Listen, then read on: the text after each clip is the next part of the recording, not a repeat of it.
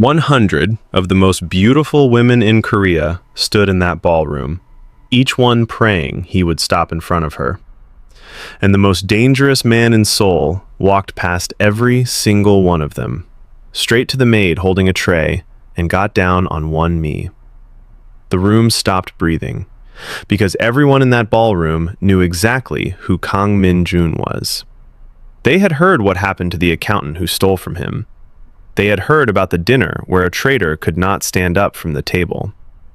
This was not a man who knelt. This was a man other men knelt to. And now he was on one knee, on marble, in front of a curvy Ghanaian housemaid in a gray uniform, holding out his hand like it was the only thing he had ever asked for in his life. Her tray was shaking. The glasses on it sang against each other, a small trembling sound in a silent room. And Adoma Mensa, who had spent her whole life being told she was the kind of woman a man settles for, looked down at the hand of a man who could have anyone on earth. She whispered one word: "Why?" And the answer he gave her, in front of 100 models, his entire organization, and the two people in that room who were secretly plotting to destroy him, was so quiet and so devastating that a woman in the third row started to cry before Adoma did. But to understand that answer, you have to understand what happened in that house over the 31 days before it. You have to understand what this man was capable of. And you have to see the exact moment a cold-blooded king began to fall, in secret, for the one woman who never once tried to be chosen. Before we go back to the beginning, let me just say this. If this is your first time here, welcome to Afro K Timeless Stories. This is where we tell the love stories that stay with you long after the video ends. Stories where love crosses oceans, crosses cultures, and survives things it had no business surviving. If those are the stories your heart lives for, take 1 second and subscribe so you never miss the next one. Now, come with me, back to the beginning, back to the night the phone rang. 31 days earlier, at 11:40 at night, Kang Min Jun sat at the end of a long dinner table, listening to a man lie to him. The man's name was Mr. Seo. He had managed the family's port accounts for 9 years, and for the last 2 of those years, a little over 4 billion won had been leaking out of those accounts, drop by drop, like a slow cut. Mr. Seo had been explaining the missing money for 20 minutes. His voice was doing well, his hands were not. They kept touching things: the napkin, the rim of his glass, the edge of the table, the hands of a man checking that the world was still solid. Min Jun had not said a word the entire time. He sat with one glass of water in front of him, untouched, and he listened the way deep water listens. Still, patient, bottomless. When Mr. Seo finally finished, the silence went on 4 seconds too long. Then Min Jun leaned forward, and in a voice softer than the air conditioning, he asked one question: "Is that everything?" Mr. Seo said yes. He even smiled a little. He believed the explanation had worked. You could see the relief loosen his shoulders, see him already rehearsing how he would tell his wife it was fine, it was all fine. Min Jun nodded once. Then he reached across the table and picked up Mr. Seo's phone and slid it into his own pocket. He said, "Your watch as well." Mr. Seo took off the watch with numb fingers and laid it on the tablecloth like an offering. And Min Jun stood, buttoned his jacket, and said the last words Mr. Seo would ever hear from him. "Be somewhere else by sunrise. If the sun finds you in this city, it will not find all of you." Then he walked out of the room. He did not raise his voice. He never raised his voice. That was the thing they said about Kang Min Jun in every back room in Seoul. The louder a man is, the smaller his power. And Kang Min Jun was the quietest man in Korea. The quietest man in Korea. And that quiet man had a problem that no amount of fear could solve. 3 months earlier, his grandfather had died at 91, and the old man had left behind an empire, a name that made grown men check the street twice before crossing it, and one final condition buried in his will like a blade in a gift box. If Kang Min Jun was not married within the year, control of the family's legitimate holdings would pass to a council of 5 elders. And Min Jun knew something about that council that kept him awake at night. 3 of the 5 had been having very quiet dinners with his own second-in-command, a smiling mountain of a man named Daniel Ha, who had served the family for 19 years and had spent the last 2 of them deciding that 19 years was long enough to serve. So the machine was set in motion. The family's image strategist, a woman named Vivian Cho, elegant as a scalpel and twice as cold, arranged something Seoul had never seen: a private selection. 100 of the most beautiful women in the country, models, actresses, heiresses, gathered over 31 days of dinners and interviews at the Kang Mansion, so that the most feared bachelor in Korea could choose a wife the way his world chose everything: strategically, coldly, on schedule. 100 women moved into the guest wing of that mansion like a flock of silk birds. And down below stairs, in the staff quarters, a Ghanaian housemaid named Adoma Mensa read the new duty roster, saw that she had been assigned to the East Wing, far from all of it, and thanked God out loud in Chui. Adoma was 29 years old. She had come to Korea 3 years earlier carrying 2 things: her mother's hospital debt and a wound she never spoke about. Every Sunday she called Kumasi, and every Sunday her mother Mame said the same thing down that crackling line: "Adoma, you were named for grace. Stop working like you were named for punishment." And every Sunday Adoma laughed and changed the subject and sent the money and hung up and sat for a moment with her hand around the small gold pendant at her throat, a Jie Nyame symbol her mother had put there the day she left. Except God. That is what it means. I fear nothing except God. She wore that pendant like armor, because 6 years ago, in a parlor in Kumasi, at her own introduction ceremony, she had heard the man she was going to marry say something to his mother that he did not know she could hear. A woman like that is what a man manages, not what a man chooses. But she cooks, and she is grateful. Adoma had stood in the corridor with a tray of drinks in her hands, and she had set the tray down very carefully, and she had walked out of that house and out of that engagement without a word. She left so fast she left her shoes at the door. She walked the road barefoot with her chin up and did not cry until she was home. And from that day on she made herself a promise. She would never again stand in a room hoping to be picked. Hope was the thing that took your shoes. So while 100 models glided through the upper floors of the Kang Mansion, competing to be chosen, Adoma cleaned the East Wing, hummed old high life songs under her breath, fed the 2 enormous guard dogs that everyone else was afraid of, and stayed invisible. She was good at invisible. She had been practicing for 6 years. She had also been warned. Auntie Efua, the head housekeeper, a Ghanaian woman who had run that house for 22 years and brought Adoma into it, had sat her down on her very first night with a cup of tea and given her the only rule that mattered. "My daughter, this is a good-paying house and a dangerous one. You do your work, you take your money, and you never, ever look at what happens in the master's study. Girls who see things in this house do not get fired. They get forgotten." Adoma had kept that rule for 3 years, which is why, on the 9th night of the selection, she should have turned around the moment she heard the sounds coming from the underground garage. She had been sent down with a flask of tea for the night guards. The elevator opened 1 level too early, and through the concrete pillars, in the cold white light, she saw the master of the house doing something with his own hands. There was a man on his knees by the open door of a black sedan. His name was Mr. O. He worked in house security, and he had been selling something he should never have touched: copies of staff files, names, addresses, family records. He had been paid well for them, and he had spent the money already, and now he knelt on concrete explaining, very fast, that it was nothing, that it was just paperwork, that nobody was hurt. Min Jun stood over him with his jacket off and his sleeves folded back with the neatness of a surgeon. He was not angry. That was the terrible part. He listened to the whole explanation with his head slightly tilted, patient as winter.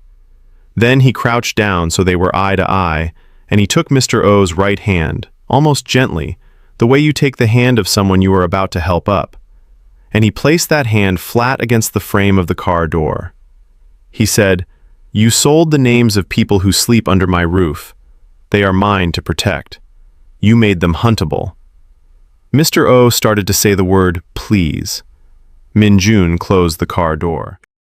The sound was small, a single dull clap of metal that echoed once off the concrete and died. Mr. O made no sound at all for a full second, the way a man doesn't when the pain is still traveling.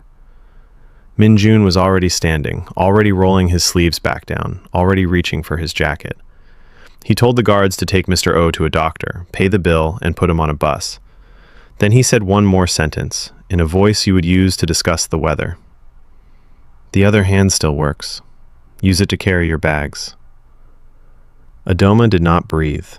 She stepped backward into the elevator with the flask of tea shaking against her ribs, and the doors closed on the image of that man calmly buttoning his jacket over what he had just done, and she stood in that rising elevator whispering the only prayer she could remember. That night she understood something with her whole body. The stories the staff whispered were not stories. The master of this house was exactly what they said he was, and whatever else happened in her 3 remaining years of contract, she wanted nothing from Kang Min Jun. The universe heard that, and the universe laughed, because 11 nights later, at 2 in the morning, Kang Min Jun could not sleep. He had spent the evening being presented with women.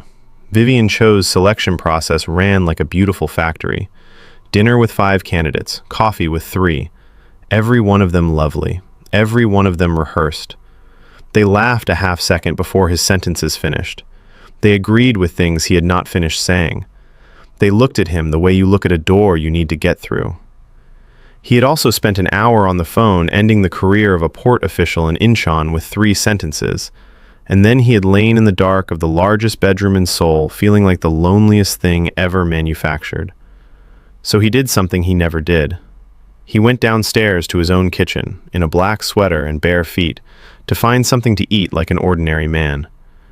And the kitchen was already glowing. Adoma stood at the stove with her back to him, headphones half in, swaying gently, cooking a great red pot of jollof rice for the early shift staff, and singing under her breath in Chui. The whole room smelled of tomatoes and Scotch bonnet and thyme and something warmer underneath it all, something like a memory of a country he had never been to. She did not hear him come in. For almost a full minute, the most feared man in Seoul stood in the doorway of his own kitchen, absolutely silent, watching a woman dance very slightly while stirring a pot, and feeling something in his chest move that had not moved in 27 years. Then she turned for the salt and saw him and screamed. Not a small scream, a full Ghanaian kitchen scream, and the wooden spoon left her hand, and by pure reflex he caught it out of the air. For a moment neither of them moved. The boss of the Kang organization stood in his own kitchen at 2 in the morning holding a dripping spoon, face to face with a maid in a wrapper and headscarf, both of them frozen. And Adoma, whose fear did the talking before her sense could stop it, said, "Sir, you cannot be walking on people like that. This is how heart attacks are starting." Then she heard herself. Her hand flew to her mouth. She began apologizing in 2 languages at once, and Kang Min Jun laughed. It was a short sound, rough at the edges, like a machine performing an operation it had not run in years. He looked almost surprised by it himself. Down the hall, if anyone had been listening, they would not have believed their ears, because nobody in that house had ever heard him laugh. Not once. Not ever. He handed back the spoon. He asked what she was cooking. She told him, still apologizing, that it was jollof for the staff, and that she would leave, and he said the strangest thing anyone had said to her in 3 years. "Is there enough for one more?" That was how it began. Not with a gift, not with a speech, with a bowl of jollof rice at a steel counter at 2 in the morning, the most dangerous man in Korea sitting on a stool with his sleeves pushed up, eating slowly, and a woman from Kumasi standing on the far side of the counter because sitting felt too dangerous, answering his questions in a voice that gradually forgot to be afraid. Because here is what nobody knew about Adoma Mensa. When she forgot to be afraid, she talked with her whole body. She told him the rice was good, but her mother's was better, and there was no argument he could make about it. She told him his kitchen had every machine on earth and no soul. She told him, when he asked why she fed the guard dogs, that anything that big and that feared was usually just lonely. And then she went completely still, hearing what she had said. And he went very still too, and neither of them looked at the other, and the pot simmered, and the silence stretched out long and warm and terrifying, and neither one of them rushed to fill it. That was the first moment. Not a kiss, not a confession, a silence at 2 a.m. that neither person ended. If you have ever stood in a silence like that, you know. You know it says more than an hour of talking. You know it changes the temperature of a room. Somewhere in that silence, something shifted half a degree, and half a degree is all these things ever need. She washed her bowl and said good night, sir, and left with her heart going like a drum. He sat alone in the kitchen for a long time. And the next night, at 2 in the morning, he came back. And the pot was on. Neither of them ever called it anything. Neither of them ever planned it out loud. But 3-4 nights a week, while 100 models slept upstairs dreaming of being chosen, the choosing was quietly happening 2 floors down, over groundnut soup and kelewele and rice, between a man who had never once been fed without a motive and a woman who had never once been listened to without a bill arriving afterward. He learned that her mother had a heart condition and a debt attached to it, and that Adoma's dream, the real one, the one she said fast and small like it embarrassed her, was a little chop bar of her own one day, a place with 6 tables and her mother's recipes. He learned about the mango tree behind her grandmother's house in Kumasi, how she used to sit in it as a girl and eat the fruit warm from the sun, and how she said, in one single sentence she never repeated, that she had never felt as safe anywhere on earth as she felt in that tree. He said nothing when she told him that. He just looked at her for a moment and filed it somewhere she could not see.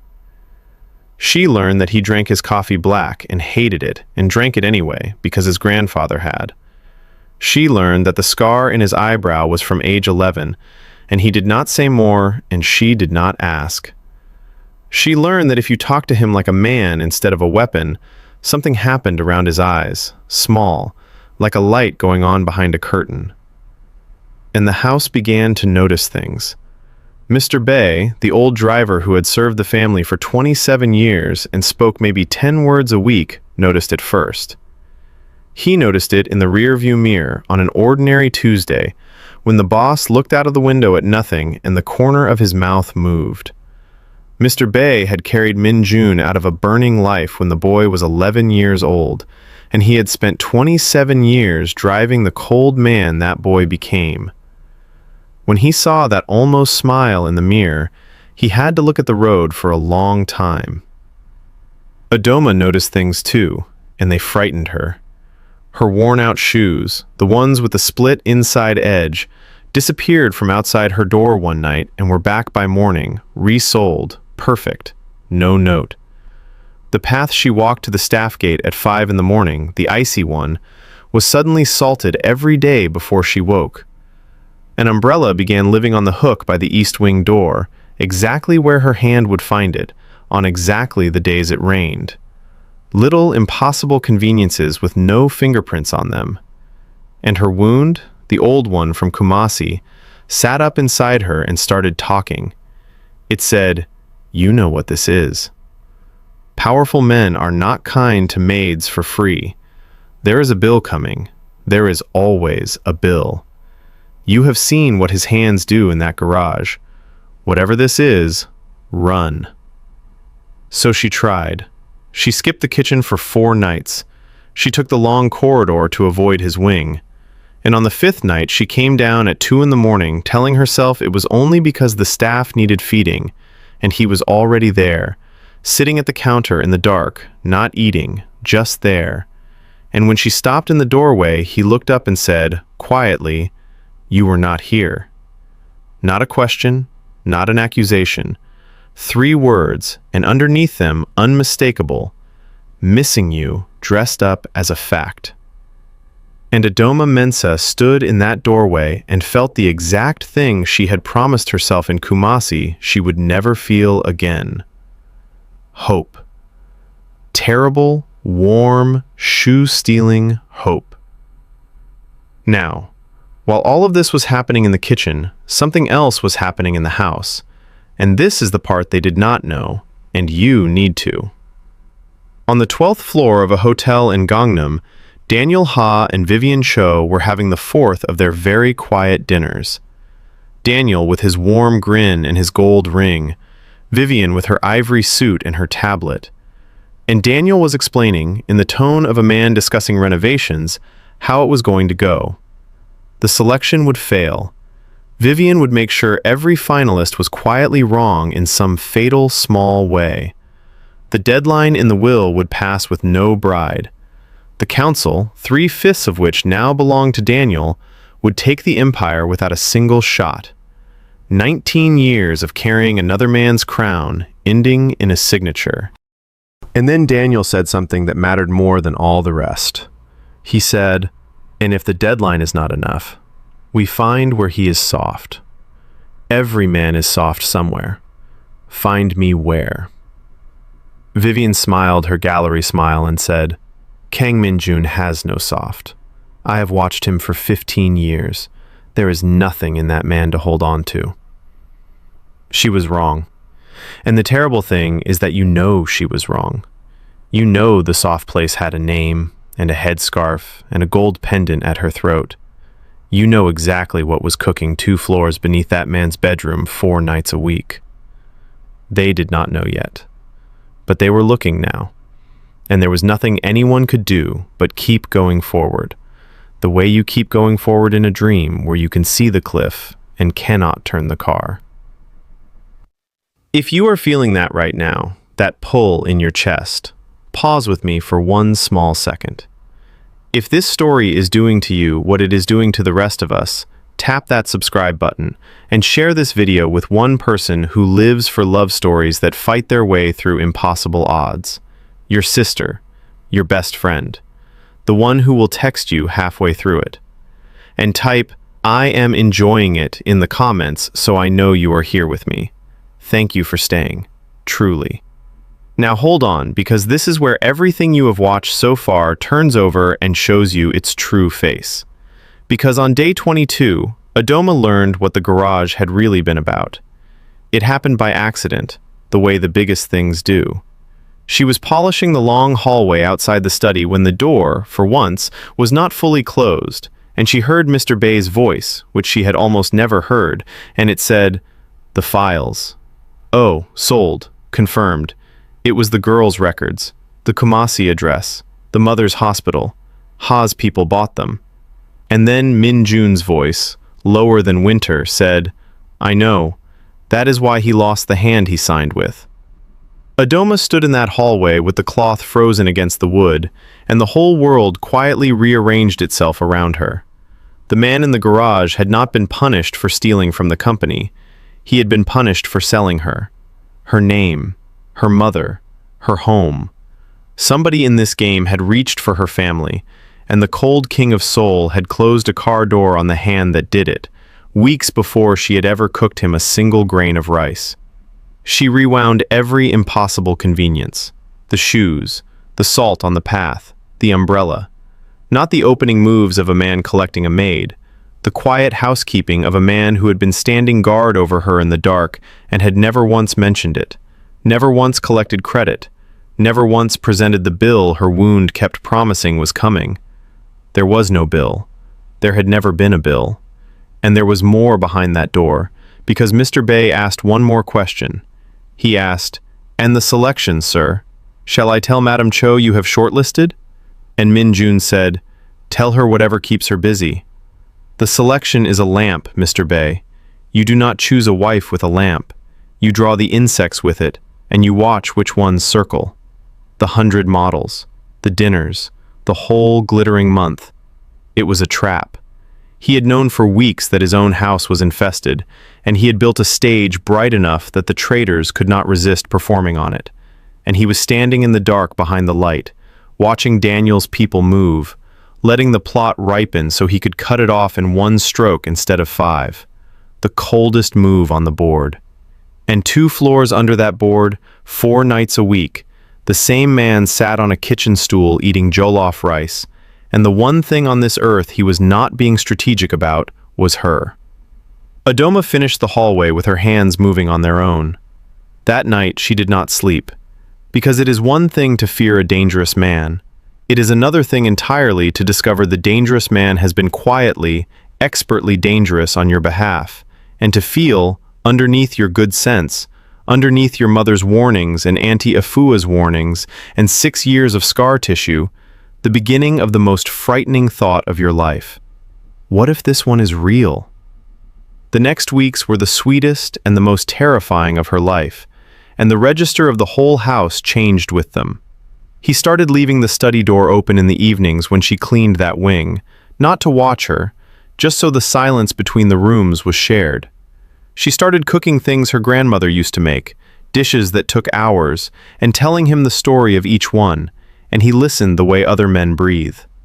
One night the power flickered out in a storm, and they stood in the dark kitchen closer than they had ever stood, close enough that she could feel the warmth off his arm, and neither of them moved away, and neither of them moved closer, and the rain went on, and when the lights came back they were both looking at the floor and smiling like teenagers. And one night, at the counter, reaching for the same cloth, his hand closed over hers. A full second. 2. Warm and heavy and completely still. Her heart went off like church bells. Then she pulled back, because her wound pulled her back, and she said, "Good night, sir," with her eyes down, and he let her go, because that is who he was. He never reached first twice. Auntie Afua saw all of it. 22 years in that house had given her eyes in the walls. She came to Adoma's room with tea and sat heavily on the end of the bed and said, in Twi, "My daughter, I am going to say this once. I have watched that man break people the way you break cola. Whatever is warming in you, pour water on it. Girls like us do not get chosen in houses like this. We get used, and we get forgotten, and if we are very lucky, we get a severance." And Adoma held her pendant and said, "I know, Auntie, I know." But she did not pour water on it. It was too late for water.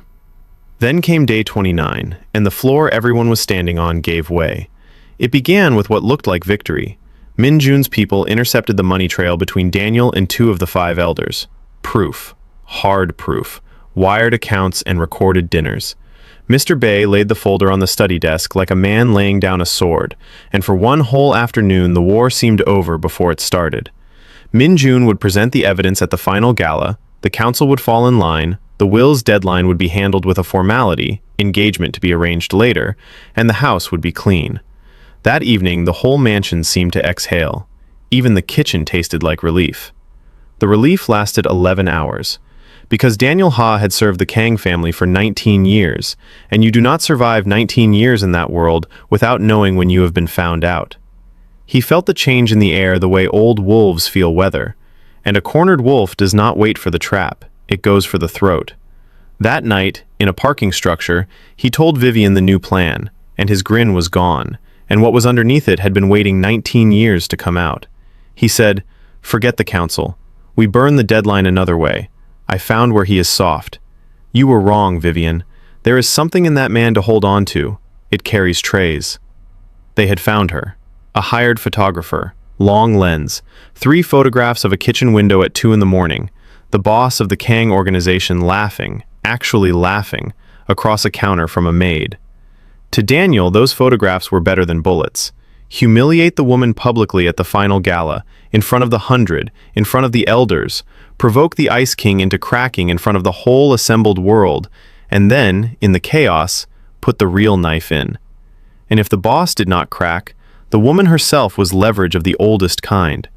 Either way, the maid was now the center of the board, and she was walking around that house with a duster, completely unaware, humming.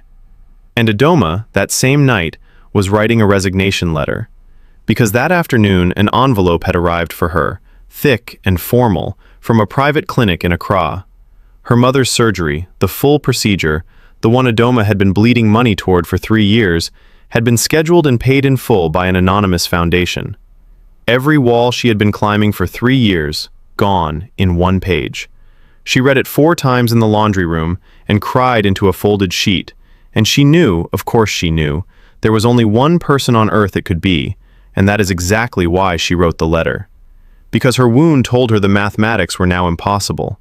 She could not stand in that kitchen one more night pretending this was nothing. It was everything. And everything, for a woman like her, in a house like this, with a man like that, could only end one way. Better to leave with her heart cracked than to stay and have it removed. Better to walk out of this house on her own 2 feet, wearing her own 2 shoes, before somebody told her to go. She put the letter under Auntie Afua's door at midnight, asked her to hand it in after the gala, and packed her 1 suitcase, and sat on the end of her bed in the dark holding her pendant. And 2 floors up, the man who had paid for a heart surgery in Accra, and would have paid for 100 more, sat alone in a kitchen that stayed dark for the first time in weeks. And this right here, is the closest these two ever came to losing each other. Not to bullets, to fear. To the perfectly reasonable, perfectly human decision to let go of a thing before it can be taken from you. If you have ever done that, if you have ever walked away from something warm because you were sure it could not really be for you, then you know exactly what that suitcase felt like. Then came day 31, the final gala, and everything happened at once. The ballroom of the Kang mansion lit like the inside of a diamond. 100 models and 100 gowns. The 5 elders of the council at a long table like judges. Daniel Ha in midnight blue, grinning his warm grin with the wolf fully awake behind it. Vivian Cho in ivory, flawless, holding her tablet like a verdict. Staff moving along the walls with trays, and among them, because Auntie Afua was short-handed and had no one else, in her gray uniform with the white collar, one last shift before a dawn flight, Adoma Mensa. Vivian saw her, and saw her chance to be useful to the new king, and took it. She stopped the music. She did it elegantly, a raised hand, a smile, a little speech about standards, and then, in front of 100 models, 5 elders, and the entire organization, Vivian Cho took Adoma apart. The uniform, the accent, the body. She held up a printed photograph of the kitchen window and asked the room, sweetly, whether the great house of Kang had really fallen so far that this, and she let the word "this" stand there in the silence with its finger pointed, was what the master kept in his kitchen at night. Some of the models laughed the way people laugh when they are afraid not to. The tray in Adoma's hands began to sing, glass against glass. She stood in the middle of that marble floor, in the middle of that laughter, 6 years from a parlor in Kumasi, and it was the parlor all over again. Except this time there were 300 witnesses and nowhere to leave her shoes. And Daniel Ha stepped forward, on schedule, wearing his warmest grin to offer the killing mercy. He said, "Boss, forgive the disruption. The staff will be handled." And then, turning to the elders, seeds falling from his open hand, unless, of course, there is something the family would like to disclose. Because if the head of this house has been compromised, the council may need to consider whether the deadline is the least of our problems. There it was. The whole plot in one sentence, dressed as loyalty. Crack now in front of everyone, or deny her in front of her. Every path off this square lost something. Deny Adoma to save the empire, and watch her walk out of his life carrying the exact wound she came in with, made final, made public, made true. Claim her in rage and hand Daniel his chaos, the compromised king, the council's excuse. This was the wall Daniel had spent 19 years learning to build. There was no clean exit. There was no good option. There was only the question of who Kang Min Jun actually was underneath 27 years of ice. The room waited. The elders waited. Adoma stared at the floor and waited to be denied, and had already forgiven him for it, which was the most heartbreaking part of all. Min Jun set down his glass of water. He crossed that marble floor without hurry, the unhurried walk every man in that room had learned to fear, and the silence he dragged behind him swallowed the whole ballroom. He passed the first row of models, the second. He passed Vivian and did not look at her, which frightened her more than anything he could have said. He passed Daniel and paused, one breath, and said, very quietly, so quietly only Daniel heard it, "Mr. Bay has the folder. The elders had it an hour ago. You were finished before you tied that tie." And then he kept walking, past 100 of the most beautiful women in Korea, all the way to the maid with the singing tray. He took the tray from her hands and set it down. And then, on marble, in front of the world he ruled by fear, Kang Min Jun went down on one knee. The room stopped breathing. You already know it did. You were there at the beginning. You have been waiting the whole story to come back to this floor. And Adoma looked down at his offered hand, at this impossible kneeling king, and whispered the only word she had left. Why?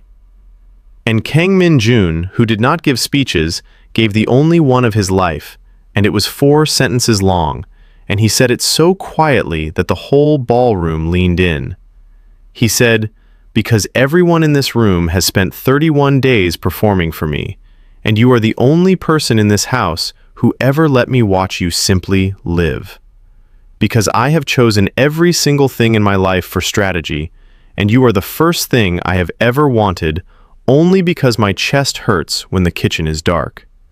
Because they told me where I am soft, and they are right, and I am done being ashamed of the only warm thing I have. Adoma Mensa, I am not asking you to be chosen. I am telling you that you already were, weeks ago, at 2 in the morning, and I have simply been waiting for permission to say it out loud." A woman in the 3rd row began to cry, then another.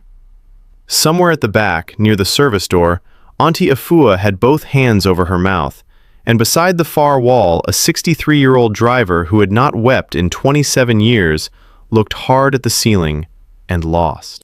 And Adoma, shaking, dimples fighting through the tears, chin coming up, level, steady, the face of a woman done apologizing for her own existence, put her hand in his and said, in Chui first and then in Korean, so that both of their worlds would hear it, "Yes.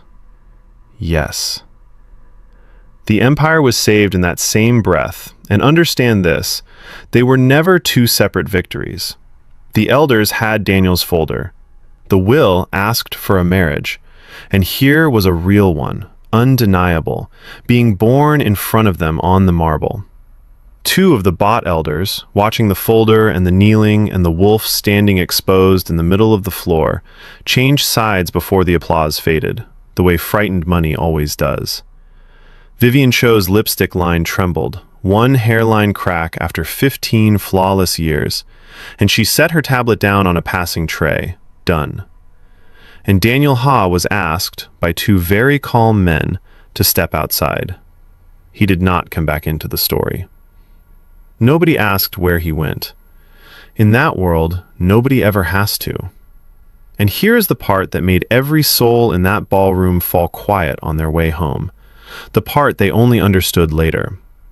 The man who did that, the man who ended 19 years of Daniel Ha with 1 folder and 1 nod and 1 closed door, walked straight back across the marble afterward and took a maid's hand and asked her, softly, if she had eaten. Both of those men are the same man. She knew it. She chose him anyway, with her eyes open, and something in that choosing is what finally, truly, closed the door on the parlor in Kumasi. Now let me show you what they built, because you have earned this. She earned this. Come and see. 6 months later, on an ordinary Tuesday morning in the biggest bedroom in Seoul, Adoma woke first, the way she always did, and lay still, watching the most feared man in Korea sleep with his hand loosely around her wrist, the way a child holds a string so the balloon cannot leave. She hummed, very softly, one of her grandmother's high life songs, and without opening his eyes, in a sleep, rough voice, he hummed the next line back. Off key. Terrible. She laughed into the pillow until the bed shook. That was all. That was everything. Then Kumasi. He flew her home without telling her why. The car turned off the main road, and there was her mother, Mame, standing in front of a house that had not existed a year ago. A beautiful house with a wide porch, on the exact land where the old family compound had crumbled. And behind the house, transplanted, mature, impossible, expensive beyond all sense, stood a full-grown mango tree. Adoma stood in that yard with her hand over her mouth, and her mother put a hand to her own chest, the same gesture, mother and daughter. And Min Jun stood back by the car and said absolutely nothing, because he had said one sentence in his whole life, and he intended to make it last. She had told him about that tree once. One single sentence, months ago, at a steel counter. He had never mentioned it again. He had simply been building. And on the porch of that house sat an envelope, and inside the envelope were keys, and the keys belonged to a corner building back in Seoul, in a warm, busy neighborhood, with 6 tables inside and a hand-painted sign above the door that read, Mame's Table. Her chop bar, her grandmother's recipes, her name over the door, her mother's name, in a country that had once made her invisible. She opened that little restaurant 3 months later, and there was a line down the street by the second week. And every so often, a black car would stop outside, and the most dangerous man in Seoul would sit at table 4 like an ordinary man and eat jollof rice. And the regulars never knew, and she would catch his eye across the room, and the whole story would pass between them in one look. The wedding was in Kumasi, in the courtyard of the new house, under the mango tree. Kente and hanbok side by side, drums and gayagum strings finding each other by the second song, Korean elders bowing to Ghanaian grandmothers, Auntie Afua in gold, commanding the caterers like a general and crying between commands. And there was one moment, one small, strange moment nobody had planned. Before Adoma walked out to him, Min Jun came to the door of the house, which is not done, and he knelt down in front of her, which is not done, and he took from Mr. Bay a box, and in the box were shoes. Handmade, gold, her size exactly. And he put them on her feet himself, one and then the other, kneeling in the doorway. And he looked up at her and said, in slow, careful, secretly practiced Chui, "You will never leave anywhere barefoot again." She had told him that story once, only once. He had said nothing. He had simply been building. Mr. Bay, standing behind him holding the empty box, lost for the second time in 27 years. A year after that, on a quiet evening, Min Jun came home to find the kitchen glowing and one pot on the stove, which was strange because Sundays were pot after pot, family and staff and half the neighborhood. One pot. One small pot of jollof. And beside it, resting against the pot, her gold pendant, the jian yame she had worn every day since Kumasi, and threaded onto the chain beside it a second pendant, tiny, new. He stood there reading the pot and the chain like a man reading a verdict, and Adoma leaned in the doorway watching him understand, watching the composure that had survived interrogations and executions and 19 years of Daniel Ha simply leave his body. The glass he was holding had to be set down with 2 hands. "Except God," the pendant means. "I fear nothing except God." He crossed that kitchen and held her like she was the answer to every silence in a stairwell since he was 11 years old. And if his face was wet, there was no one there to testify, and she has never told. And then, years. Just years. A Sunday morning, deep into the future. A kitchen full of 2 languages, Chui and Korean, colliding over one stove. A little girl named Afua, after an auntie, chasing a little boy through the legs of the table while a grandmother visiting from Kumasi shouts blessings and instructions in equal measure. Mr. Bay, silver-haired, officially long retired, unofficially at this table every single Sunday, being fed by children who have no idea what his eyes have seen. Jollof and doenjang stew sharing one table like they were always meant to.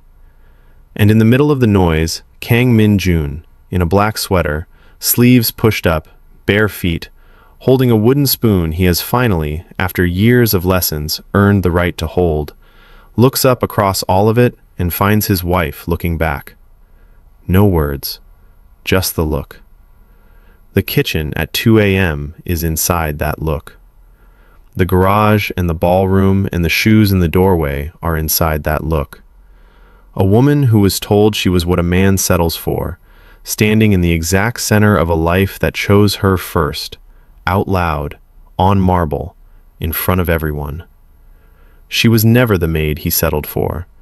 She was the reason the coldest man in Seoul learned what warm was. So, now it is your turn. Come down to the comments and tell me what this story made you feel, and who it made you think of. Tell me which moment stayed with you, the spoon caught in the air, the salted path, the 4 sentences on the marble, or the shoes in the doorway. I read them. I always read them.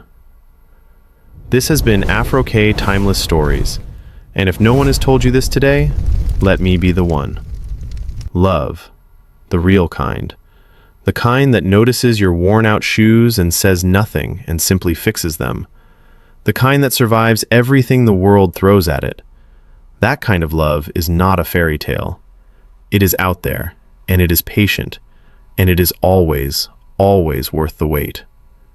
Good night, and leave a light on in the kitchen.